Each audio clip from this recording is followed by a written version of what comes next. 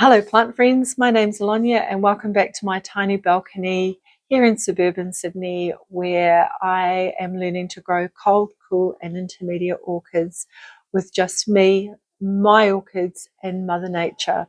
I'm coming to you from the dining room table today because it's actually quite cold outside.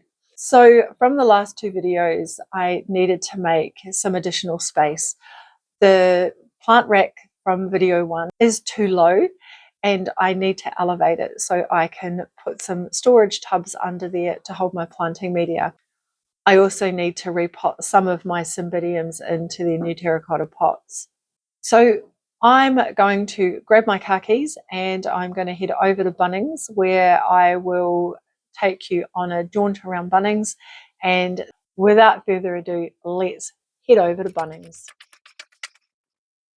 Well, here we are at Bunnings. Let's head on in. This is the equivalent of my local big box store, and this one has a really good garden centre. So I've chosen to come to this one. It's a little further away than the closer one, which is a bit bigger, but the garden centre there is not as good as here. There are a few people around. I'm just choosing to turn away from them so I can protect their privacy. And the trolley bay is empty. So cutting through the outdoor furniture area in hunt for a trolley. They usually have some down here in the garden area, and a trolley was procured. We're going to go look for the pavers. And what I'm looking for, retaining wall blocks, and I'm looking for these ones. I don't care if they're broken or not because they don't have to interlock. So I will take the 4 broken ones and I'll go and see a nice man about getting a price break. So Felicity is not available. That's the lady I need to speak to about the cinder blocks. But I thought I'd just drop by the Phalaenopsis pallet. They've got a pallet here. And these are definitely looking the worst. This one has got something going on the flowers. Usually if you see Phalaenopsis with their flowers dropped, you can ask for a price reduction. The other thing to look around for is they do twins of minis, like this one here. These are about $50. Then they also have little seedlings. This is where most of my seedlings come from. So these ones all look to be Phalaenopsis, all extraordinarily dry. Phalaenopsis snowflake, so that's probably what we've just been looking at. This one's pretty cool, Phalaenopsis expressions. These are about $11. Yeah, this is actually interesting. It's got a nice new leaf on it, and it's again that Phalaenopsis expressions, the white with the purple dots on it. But to get the different colours, you just look on the back. This one's less than ideal. Lots of different white ones. Pure silk. So there is nothing here for me. They want $21, $22 for a foul. Quite a healthy looking one. Looks like it's been repotted. But you know, no. Some nicer dinner plate size ones here. It's quite beautiful. The white. But these are all fouls. This is not a great selection here today, but this mini yellow is quite cute. I've just seen Felicity, and just like that, they are $1 each. So in typical fashion, I forgot where I parked the car. So I finally found it, and everything is packed away, and we are now good to go home and do a bit more messing around on the balcony. So plant friends, I've just gotten home and I've unpacked the car, and I've also just received a message to say that my motorbike is ready for collection. So I'm going to take a quick break, and I will see you back here when I have returned. Well, plant friends, now that my motorbike has been picked up and I'm home and my phone has been charging, I'm going to turn my hand to fixing up some of the things that include elevating the plant stand behind me.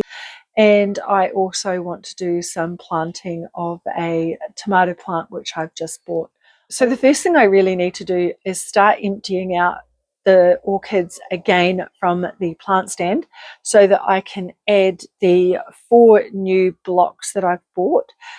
to the top of the ones that are already there, so that opens up the space for me to slide containers in and out from under that space.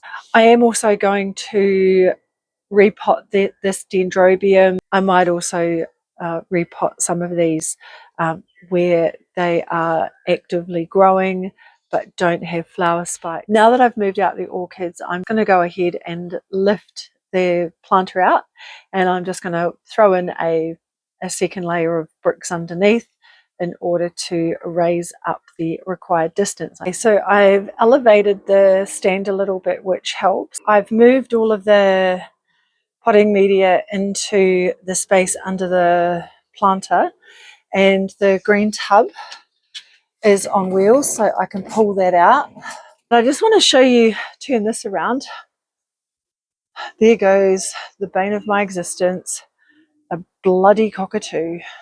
But now I'm going to take the opportunity to put all of the plant sources back. I'm going to put gravel in the bottom of them, and the runoff from the watering can evaporate and increase the humidity around these guys. Sydney can get quite dry in the summer, especially when the winds come in from the western deserts. So this is a way of hopefully elevating the humidity around them. So I bought this Phalaenopsis from Bunnings today. It was one I showed earlier, and it has a little leaf that's dropped off. I think this is one of its baby leaves. It's looks pretty good in the roots structure under here. So the plug it's in is a little damp, but that's okay. It also has a nice new leaf coming. If I flip it around, we can see that it is a white with a very deep purple flower. This is not my aesthetic, but it was an unusual looking flower, and I figured this one might be something that I could grow up for an orchid competition. We'll see. So because I have a whole heap of orchids to replant, I am in fact going to make up a big tub of orchid mix of my own. So I've got a little bit of a controversial one. I'm going to use out of the bag orchid mix, the Scott's orchid mix, and I'm going to add to it. It was cheap, bark is expensive, cymbidiums are relatively common. The ones I've got I think are relatively common and easy to get, so I'm just going to use this out of the bag plus additional ingredients. Now I also have some Orchiata orchid bark, which I'm going to put a generous handful in. At the St Ives Orchid Show, I purchased this bag of jumbo-sized perlite specifically for larger plants. I'm actually going to use a fair amount of this. And I'm now going to just hands in and mix it up. So after a few minutes of just mixing this, it's now ready to start putting into the pot. So some of the plants I have purchased have arrived in a polystyrene mix. Now, I'm not a fan of polystyrene. It is a petrochemical. It's stable, so it does allow air pockets and water through, but it's not my favorite. I'm going to be unpotting these into the blue bucket, and I'm just going to retrieve the plant label. This plant is Gwen Thomas Old Gold crossed with Foxfire Amber. Okay, these roots are phenomenal. They are beautiful, they're healthy, they're plump, but black here. Oh my goodness, polystyrene. Okay, so this is a really healthy set of roots here. I'm not going to go for all of the polystyrene, just get most of it off, but there's an awful lot in the bucket. I've put some of the gravel in the bottom to help try and keep that mesh clean and clear from the soil gathering on it to continue to allow for free drainage. I've also thrown another handful of the jumbo perlite into the bottom of the container just to help aid that drainage. Now I'm going to start putting the orchid mix in. So before I get too carried away, I'm going to throw in a little dab of my mycorrhizal fungi. And I'm also going to add in a couple of beads of this Osmocote all-purpose fertilizer. It's heat reactant, so it will start to release its fertilizer straight away, and it's just little pearls, which I will throw a couple of those into there, and then I'll throw in some of that mycorrhizal fungi as well. So now I'm going to go ahead and plant this plant. So here it is, and I'm going to just drop it into the pot and just check that the level of the plant and the roots is slightly lower than the edge of the pot. And in this case, it's not. I'm going to have to take some out. So it is fitting in there much better now. It's going to be a little bit out, but that was a little bit out before I unpotted it. I'm actually overpotting this. Maybe the pot needs to be a little deeper, a little higher, but this will be all right for a few years. And now I'm just backfilling with scoops of soil to cover those roots, tapping it but not pressing it into place. And I will mount it more towards the center.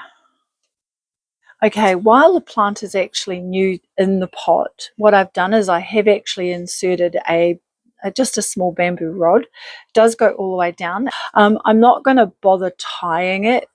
I could put a couple of orchid clips around it, large ones to hold it in place, just while the plant stabilizes in the roots, but it's nothing more than to hold it to stop it from tipping over and breaking the root structure.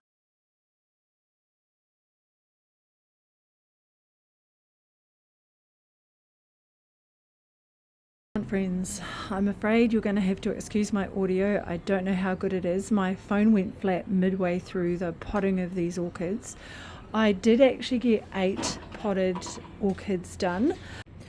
I have gone ahead, and as you can see from the watermarks, I have gone and given all of these plants a bit of a drink with a sea salt seaweed tonic. It's a seaweed solution. It's not a fertilizer. It is a tonic, and I have used it in a very dilute concentration to just help these roots settle into their new environment. They were all planted in polystyrene and rock wool, so they're all in their own environment of bark, orchid mix, perlite, mycorrhizal fungi, and a small bit of all-purpose fertilizer. With that watering in, I did use room temperature water. Hopefully it will slowly cool down as the temperature out here cools down, and they shouldn't get too cold. The overnight lows are around about 13 to 15 degrees right now Celsius. I'll put that Fahrenheit in the bottom if you. I didn't get the one here potted. I do have a pot for that, but it is getting cooler out here now, and I'm just done. What I have also done is put the potting media under the planter stand, and that has cleared up the area around my door. And just for context, I planted all of the plants out of these plastic containers today, and these are not recyclable. So I'm going to have to take those back to Bunnings and put them into the Bunnings Come As You Are. Take a pot if you need one free, because they can't recycle them either, but maybe other people can use them. But for now, I have done quite a bit. Most of it has been potting, but plant friends, I'm signing off for now. If you've made it this far, thank you for watching, and I'll see you on the next one. Have a great evening, and see you next week. Bye.